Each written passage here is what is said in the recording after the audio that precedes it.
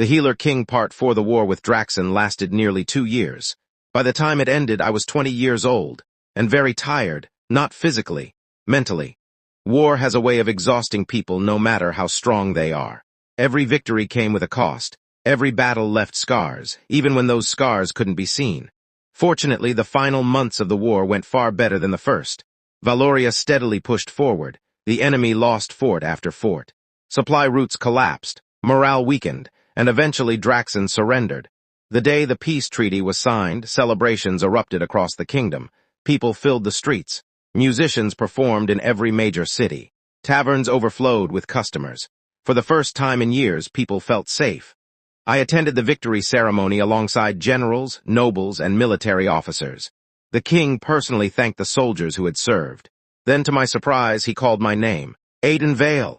Thousands of people turned toward me. I immediately wished they wouldn't. The king smiled. Come forward. I did, mostly because refusing a king seemed unwise. The king handed me a medal, then another, then another. Apparently 2 years of service came with quite a collection of rewards. The crowd applauded. I nodded politely and hoped the ceremony would end soon. Unfortunately, the king wasn't finished. Aiden Vale has saved countless lives. The applause grew louder. He has strengthened our armies, louder still, and he has helped secure victory. The crowd erupted. I considered hiding behind one of the generals. Sadly, none of them looked willing to help. After the ceremony, I finally escaped to a quiet palace balcony, or at least I thought it was quiet. Someone was already there. King Aldrich, of course. You dislike attention. It wasn't a question. No, Your Majesty, the king laughed. I noticed. For a few moments we simply watched the celebration below, then the king became serious, very serious. The war is over. Thankfully. Yes, he folded his hands behind his back. But another problem has appeared. I immediately knew what he meant. The neighboring kingdoms. News traveled quickly, especially news about military victories. Our success against Draxon had spread across the continent, and unfortunately, not everyone was happy about it. The kingdom of Arcanes had ruled as the strongest nation for generations. Largest army, strongest warriors, greatest economy, most territory. Everyone feared them, including Draxon, including us. Now, for the first time in decades, another kingdom had begun attracting attention. Valoria and Arcanes didn't like competition. We've received reports. The king looked toward the horizon. Military movements, I frowned. Arcanes, he nodded. We believe they're preparing for war.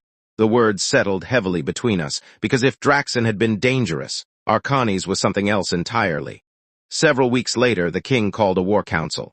Every major commander attended, every military expert, every strategist, and somehow, me. The council chamber was enormous. Maps covered every wall. Military reports filled several tables. The atmosphere felt tense. No one liked the situation. General Rowan pointed at a map. Their army outnumbers ours. Another commander nodded. Their fire users are stronger. A third officer added. Their water divisions are superior. None of the reports sounded encouraging. For hours the council debated.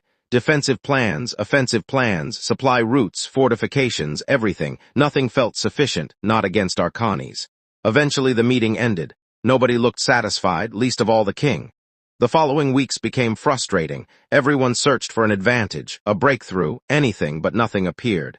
Then one afternoon, entirely by accident, I noticed something strange. I was walking through a village near the capital. Children played in an open field. Normally I wouldn't have paid much attention. Then 2 boys caught my eye. Both were water users, both appeared around 12 years old, and both were fighting, sort of. One launched a water attack, the other blocked it, not with a dodge, not with another attack. A block. The attack dispersed harmlessly. The boys continued playing. Neither seemed surprised. I stopped walking. Then one attacked again, the other blocked again. Simple, natural, instinctive, almost effortless. I stood there for several minutes, watching, thinking, and suddenly, an idea appeared. Our soldiers always used water offensively, or fire offensively. Defense existed, but only in limited forms. Usually water countered fire, fire countered water. The process consumed enormous amounts of energy. Everyone accepted that as normal. What if it wasn't?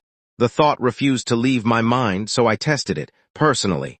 The next day I visited a training ground. Several water users agreed to help. The first attempt failed, spectacularly. A water attack struck me directly. Fortunately, it wasn't powerful. Unfortunately, it still hurt. The soldiers laughed. I laughed too, mostly because the alternative involved embarrassment. The second attempt failed as well, less painfully, but still failed. The third attempt changed everything. Instead of opposing the attack, I studied its movement, its structure, its flow. Then one water user attacked again. I reacted instinctively. A defensive current formed. The incoming attack split apart and vanished. The training ground became silent. Again. The soldier attacked, blocked again, blocked again, blocked. This time nobody laughed. Within hours, we repeated the process using fire users. The results were identical. The attacks weren't merely being stopped. They were being redirected, dispersed, neutralized, using far less energy than traditional methods. I immediately requested another audience with the king. The king listened carefully, then ordered demonstrations, then additional demonstrations, then more demonstrations. By the end of the week, every important commander had witnessed the results.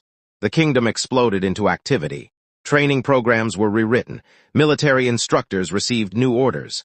Thousands of fire and water users began practicing defensive control. Day and night, week after week, month after month. At first, progress was slow. Many soldiers struggled. The technique required precision, patience, discipline. Then breakthroughs started appearing. One unit succeeded, then another, then another. Soon defensive specialists emerged throughout the military. The effects were remarkable. Soldiers consumed less energy, lasted longer in battle, protected allies more effectively, and most importantly, survived. For the first time since the threat of Arcanes appeared, hope returned. 2 years passed, training continued, preparation continued, warnings continued, and eventually, the inevitable happened. Arcanes declared war. The announcement reached every corner of Valoria. People panicked, merchants worried, families feared for loved ones. Soldiers prepared themselves. Meanwhile, the king summoned me once again. The throne room felt unusually quiet. King Aldrich stood before a massive map. Several generals surrounded him. When I entered, they all looked up. The time has come. The king's voice was calm, but I could see the concern beneath it. We're ready, General Rowan said. The king nodded, then looked toward me. Aiden, your majesty, he smiled slightly. The idea that may save this kingdom came from you. I wasn't sure how to respond to that. Fortunately, the king continued. Let's see if it works. A few days later, the armies marched. The largest war in Valorian history had begun, and somewhere beyond the horizon, the strongest kingdom on the continent was waiting for us, to be continued.